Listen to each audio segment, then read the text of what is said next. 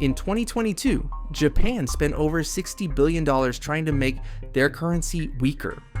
Turkey's tourism industry boomed when their currency crashed in 2018 to 2021, and China built its manufacturing empire by keeping their yuan deliberately low for decades. What's going on here? Well, here's the thing. Economics often has surprising twists. While a strong currency might seem better on paper, countries sometimes deliberately weaken their currencies for powerful strategic reasons. By the end of this video, you'll understand how currency weakness can boost exports, attract tourists, help pay off debt, and even bring entire industries back home. So, let's dive in and explore this fascinating world of international economics. Section 1. What does currency strength actually mean? When we say a currency is strong, we mean it can buy more of another country's currency than before. For example, if US dollar strengthens against the euro, you might need fewer dollars to buy the same amount of euros than before. Conversely, when a currency weakens, you need more of it to buy the same amount of foreign currency. Now, here's the key insight. Currency strength is relative. It's always measured against other currencies. There's no such thing as an absolutely strong or weak currency. It's all about comparison. Think of it like a seesaw. When one currency goes up relative to another, that other currency goes down relative to the first. And this relationship affects everything from the price of your morning coffee to where global companies decide to build their next factory. Section 2. The export advantage. The biggest reason countries want weaker currencies is simple. It makes their stuff cheaper for everyone else to buy. This is called the export advantage. Here's how it works. When your currency is weak, your products become bargains for people using stronger currencies. It's like having a sale on everything your country makes. Let's use a concrete example. Imagine you're shopping for a watch. You see two options. One made in China for $50 and one made in Switzerland for $500. Now, let's say the Chinese yuan suddenly becomes much weaker against the US dollar. That Chinese watch might now cost only $30, while the Swiss watch stays at $500.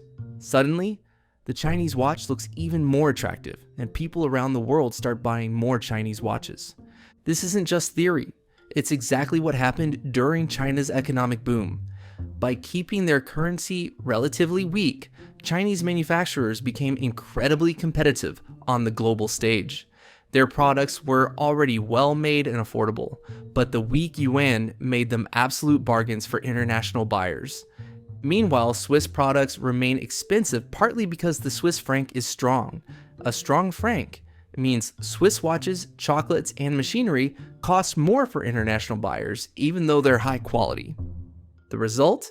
China became the factory of the world, while Switzerland focused on luxury, high-margin products where price is less important than quality and prestige. Section 3. The manufacturing magnet effect. This export advantage doesn't just help existing businesses sell more, it also attracts entirely new businesses to set up shop. Weak currencies act like magnets for manufacturing and production facilities. When a country's currency is weak, it becomes more attractive for international companies to set up operations there. Think about it from a business perspective. If you're a multinational company, you want to produce your goods where costs are lowest. Labor costs, rent, utilities, everything becomes cheaper when calculated in stronger foreign currencies. Manufacturing has moved to countries like Mexico, China, Vietnam, and Bangladesh for multiple reasons. Lower wages, different regulations, and other factors. But weak currencies make these locations even more attractive to international companies. But here's the interesting part. This can actually help countries climb the economic ladder.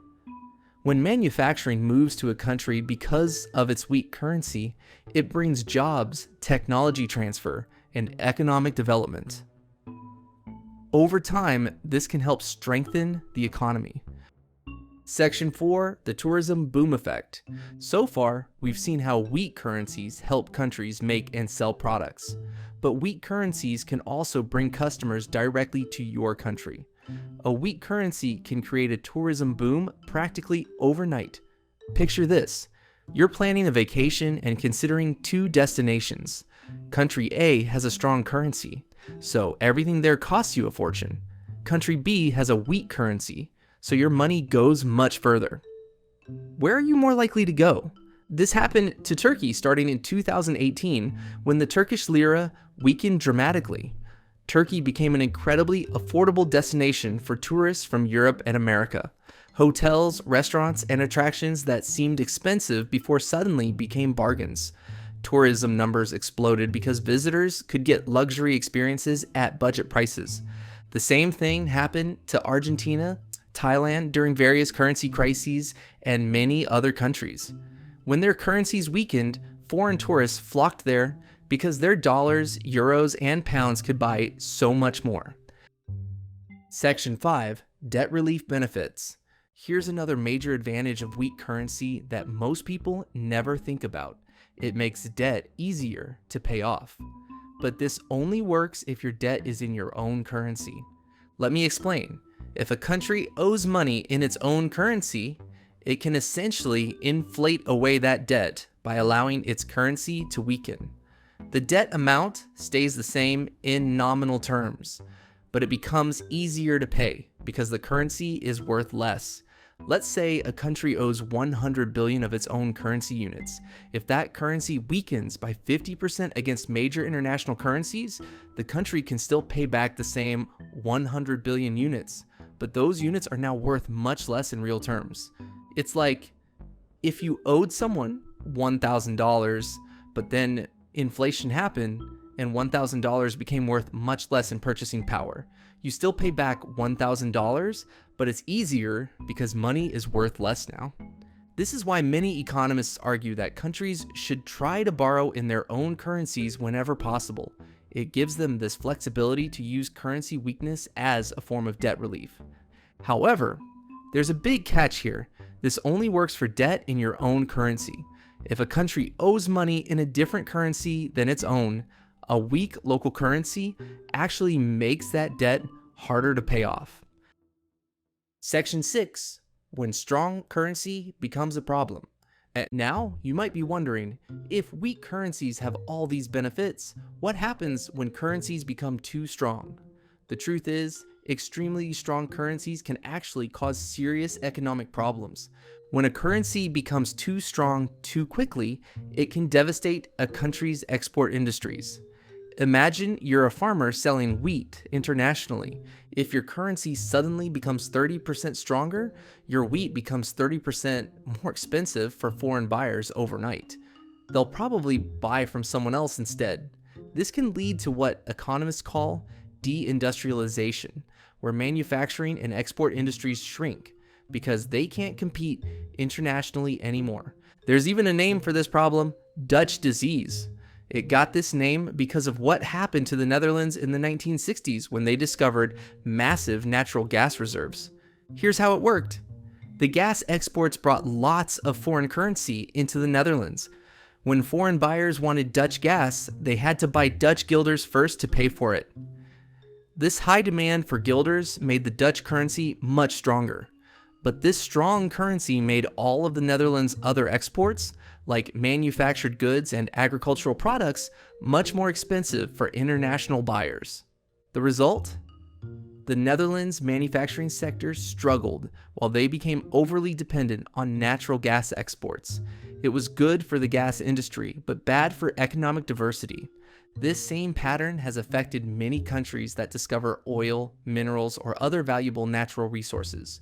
The resource exports strengthen the currency, which hurts other industries. It's why economists sometimes call it the resource curse. Section 7, the Balancing Act.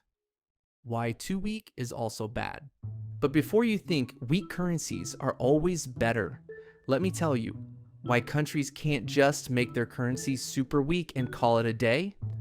First, very weak currencies make imports extremely expensive. If your country relies on imported oil, food, or machinery, a weak currency means your people pay much more for these essentials. This can cause inflation and reduce living standards. Second, weak currencies can make it harder to attract certain types of investment.